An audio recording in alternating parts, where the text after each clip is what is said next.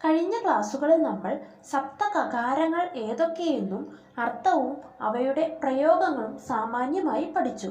ഇന്നത്തെ ക്ലാസ്സിൽ നമ്മൾ നോക്കാൻ പോകുന്നത് അതിലെ ആദ്യത്തെ വാക്കായ കിം എന്ന കകാരത്തെ കുറിച്ചാണ്. അപ്പോൾ കിം എന്ന ചോദ്യവാക്കിൻ്റെ കൂടുതൽ പ്രയോഗം നമുക്കൊന്ന് പരിചയപ്പെടാം. അതിനു മുൻപ് കഴിഞ്ഞ ക്ലാസ് കാണാത്തവർ അത് തീർച്ചയായും കണ്ട ശേഷം ഈ ക്ലാസ് കാണുക. അതിൻ്റെ ലിങ്ക് മേലെ ഐ ബട്ടണിൽ കൊടുത്തിട്ടുണ്ട്.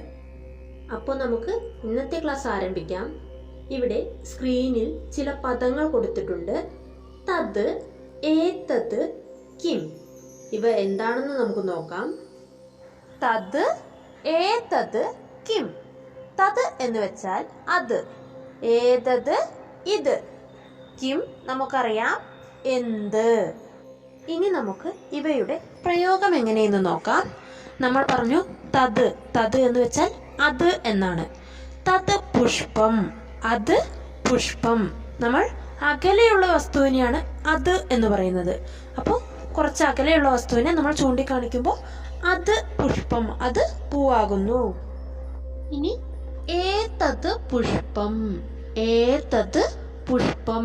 ഏതത് എന്ന് വെച്ചാൽ ഇത്, ഇത് പൂവാകുന്നു.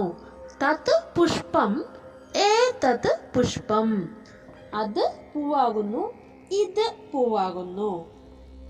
ദൂരെയുള്ള വസ്തുവിനെ പറയുമ്പോൾ തത് എന്നും അടുത്തുള്ള വസ്തുവിനെ പറയുമ്പോൾ ഏതത് എന്നും പറയുന്നു. തത് പുഷ്പം, ഏതത് പുഷ്പം നമ്മൾ പഠിച്ചു. ഇനി നമുക്ക് അതിന്റെ ചോദ്യം എങ്ങനെ ചോദിക്കാം? തത് കിം, തത് കിം. അത് എന്താണ്? തത് കിം, ഏതത് കിം. ഇത് എന്താണ്? തത് കിം, തത് പുഷ്പം. ഏതത് കിം, ഏതത് പുഷ്പം. ഇനി നമുക്ക് ഇതിന്റെ മറ്റു ചില ഉദാഹരണങ്ങൾ കൂടി നോക്കാം. ഇവിടെ നമ്മൾ അറിഞ്ഞിരിക്കേണ്ട വസ്തുത എന്തെന്നാൽ തത്, ഏതത്, കിം എന്നീ പദങ്ങൾ നപുംസകലിംഗത്തോട് മാത്രമാണ് ചേർക്കുക. നപുംസകലിംഗത്തെ തിരിച്ചറിയാത്തവർ ഉണ്ടെങ്കിൽ അത് എങ്ങനെ എളുപ്പത്തിൽ തിരിച്ചറിയാമെന്ന് നമ്മൾ മുൻപൊരു വീഡിയോയിൽ കൊടുത്തിട്ടുണ്ട്. ആ വീഡിയോ കാണാത്തവർ ആ വീഡിയോ കാണുക. അതിൻ്റെ ലിങ്ക് മേലെ ഐ ബട്ടണിലുണ്ട്. അപ്പോൾ ഇപ്പം നമുക്ക് ചില നപുംസകലിംഗ പദങ്ങൾ നോക്കാം. പുസ്തകം, പർണം, കന്തുകം, തിലകം, ഉപനേത്രം, ആമ്രം. പുസ്തകം, പുസ്തകം. പർണം, ഇല. കന്തുകം, പന്ത്. തിലകം, പൊട്ട്. ഉപനേത്രം, കണ്ണട. ആമ്രം, മാങ്ങ. എന്നാൽ ഇനി നമുക്ക് വാക്യങ്ങൾ നിർമ്മിച്ചു നോക്കാം. തത് കിം, തത് പുസ്തകം. ഏതത് കിം, ഏതത് പുസ്തകം. ഇതിന്റെ മലയാളം നിങ്ങൾക്ക് മനസ്സിലായി കാണും. എന്നിരുന്നാലും ഞാൻ പറയാം. തത് കിം, അത് എന്താണ്? തത് പുസ്തകം, അത് പുസ്തകം. ഏതത് കിം, ഇത് എന്താണ്? ഏതത് പുസ്തകം, ഇത് പുസ്തകം. നമ്മുടെ ചോദ്യവാചകം ഏതത് കിം അല്ലെങ്കിൽ തത് കിം. ഏതത് കിം, ഏതത് പർണം. തത് കിം, തത് പർണം. ഇനി നമുക്ക് കിം എന്ന പ്രശ്നവാചകത്തിന്റെ പ്രയോഗം എങ്ങനെയൊക്കെയാണെന്ന് നോക്കാം.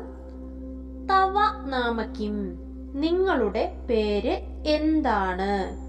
മാതുഹു നാമ കിം, അമ്മയുടെ പേര് എന്താണ്? പിതുഹു നാമ കിം, അച്ഛന്റെ പേര് എന്താണ്?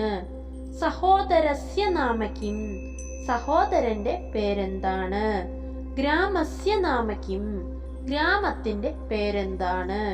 മിത്രസ്യ നാമ കിം, മിത്രത്തിന്റെ കൂട്ടുകാരന്റെ പേര് എന്താണ്?